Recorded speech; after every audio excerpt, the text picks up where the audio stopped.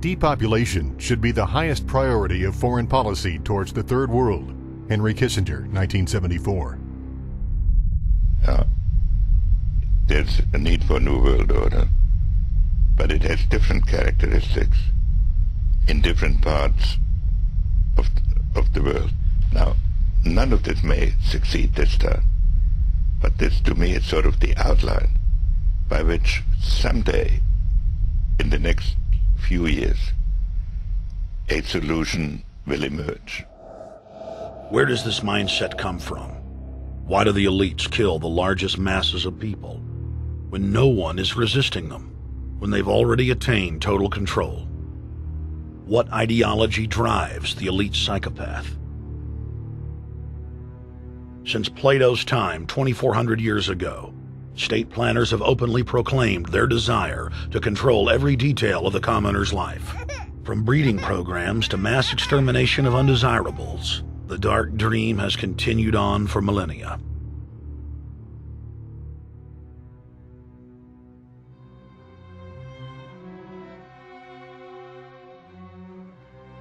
The scientific rationale for tyranny has always been attractive to elites because it creates a convenient excuse for treating their fellow man as lower than animals.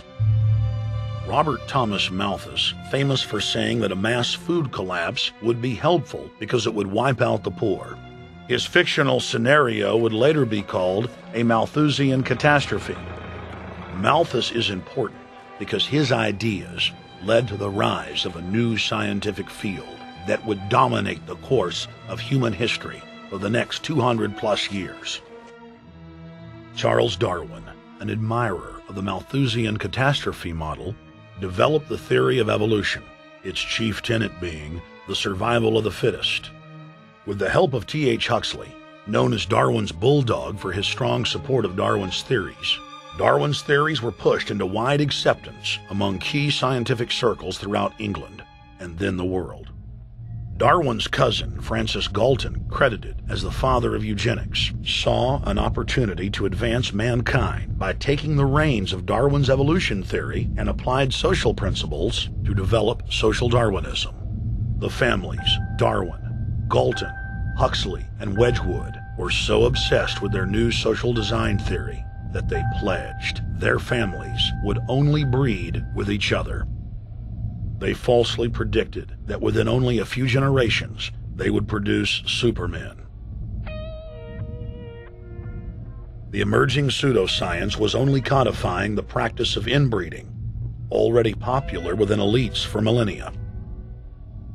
The Four Families experiment was a disaster. Within only 2 generations of inbreeding, close to 90% of their offspring either died at birth or were seriously mentally or physically handicapped. The moneyed class of the planet, and particularly the royal families of the world, who were already obsessed with breeding and filled with a predatory disdain for the underclass, seized on the new science and began aggressively enforcing its aims worldwide.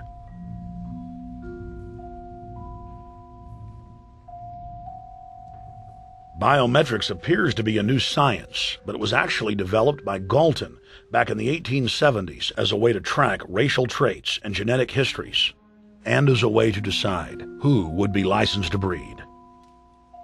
In 1904, the Cold Springs Harbor Research Facility was started in the United States by eugenicist Charles Davenport with the funding of prominent robber barons Carnegie, Rockefeller, and Harriman. In 1907, the first sterilization laws were passed in the United States. Citizens with mild deformities or low test scores on their report cards were arrested and forcibly sterilized. You're 17, aren't you, Alice? Yes, but what have you done with my folks? Well, we're trying to help them, Alice, and you too. They were taken to the hospital this afternoon. Hospital? Wasn't none of them sick this morning. We thought it necessary to present your family's case to the State Medical Commission. And after an examination, they decided there was but one important action to take. To have your entire family sterilized. Why, what's that? I don't know what you're talking about. Now, in this state, we have a law which provides for such people to have an operation so there won't be any more children. I see.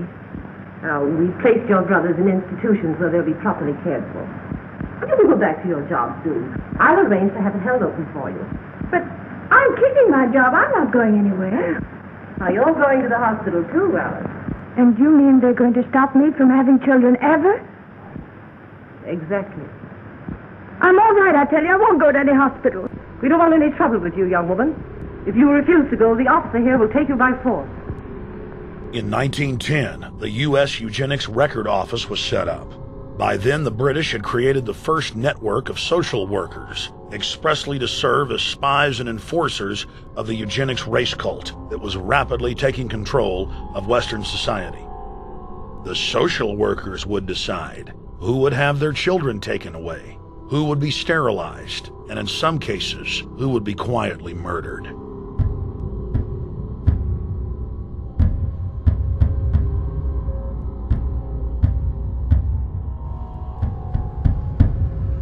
In 1911, the Rockefeller family exports eugenics to Germany by bankrolling the Kaiser Wilhelm Institute, which later would form a central pillar in the Third Reich. At the 1912 International Eugenics Conference in London, eugenics becomes an international craze and gains superstar status. The futurist and best-selling sci-fi author H.G. Wells had studied biology under top eugenicists and was spreading the new faith worldwide. In 1916, H.G. Wells' lover, Margaret Sanger, starts her promotion of eugenics in the United States. In 1923, Sanger receives massive funding from the Rockefeller family. Sanger wrote to fellow eugenicist Clarence J. Gamble that black leaders would need to be recruited to act as frontmen in sterilization programs directed against black communities. In 1924, Hitler pens Mein Kampf, or My Struggle, and credits U.S. eugenicists as his inspiration. Hitler even wrote a fan letter to American eugenicist and conservationist Madison Grant, calling his race-based book, The Passing of the Great Race, his Bible. Hitler developed the plan for mass extermination of the Jews and what he called other sub-races, as well as the handicapped from Grant. By 1927, eugenics hit the mainstream. The so-called science was aggressively pushed through contests at schools, churches, and at state fairs. Churches competed in contests with big cash prizes to see who could best implement eugenics into their sermons. Major denominations then tell Americans that Jesus is for eugenics. That same year in the United States, more than 25 states passed forced sterilization laws, and the Supreme Court ruled in favor of brutal sterilization policies. When Hitler came to power in 1933, one of his first acts was to pass national eugenics laws, modeled after laws in the United States.